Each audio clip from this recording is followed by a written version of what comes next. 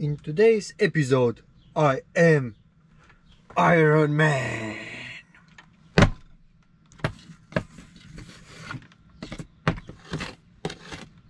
Hello everybody, I got myself some iron. I have a Tefal and Siemens, as you can see. A clothing iron works based on the combination of pressure and heat, for those who does not know that. Most of them work in the temperature range of 120 to 180 degrees Celsius.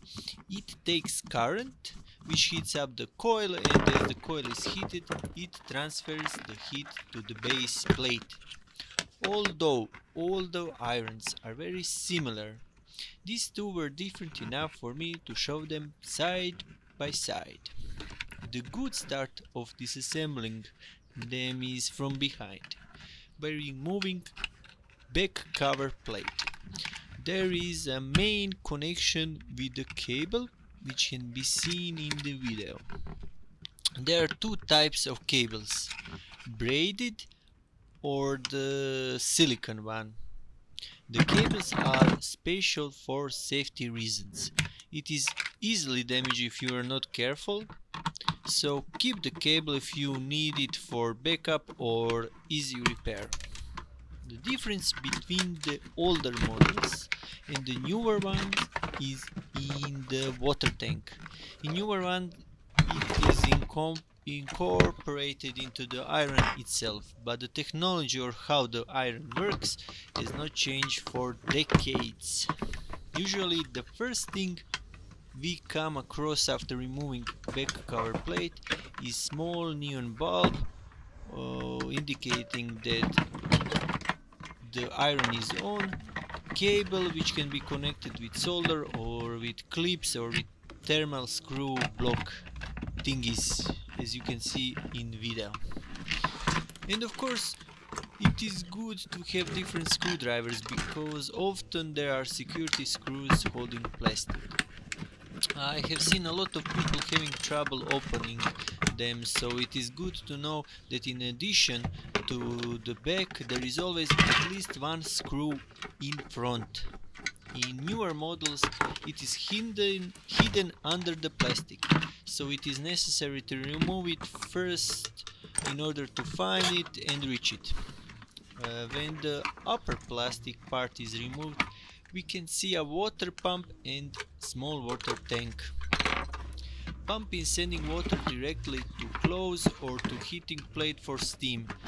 Steam holes you can see better near the end of the video. The water tank can be from one piece or part of the bottom plastic. If it is fused with bottom plastic, it is usually sealed with rubber gasket. After removing the final part of plastic, we can come to the final part, which is thermostat and heating plate, and as we call in teardown business, fun part. Heating elements typically cost around $20. With labor you can expect to pay around $100 or more to replace it, so it is cost effective to repair them.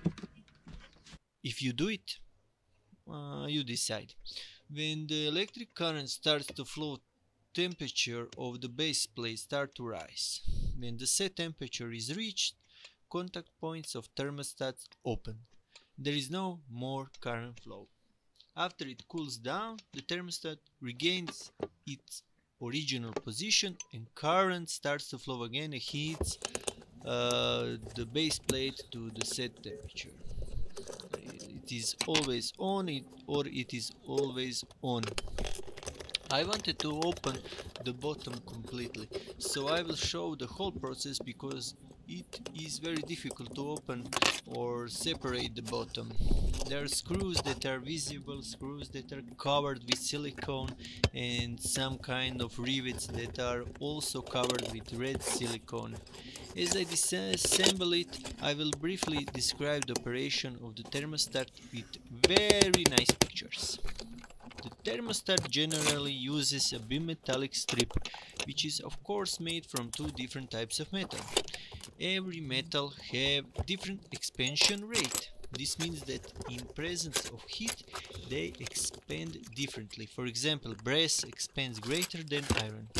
If we weld two materials together and heat them, it will bend in one side. And that is basic principle of thermostat. And how does closed iron work? Primitive but very effective. Here is the base plate, and it is water sealed with red silicone or something like that. You can see the white area where the water comes in contact with the heated plate. A byproduct is steam that comes out through the steam holes. Hope you learned something. Support me with subscription. Be safe and see you at the next Teardown.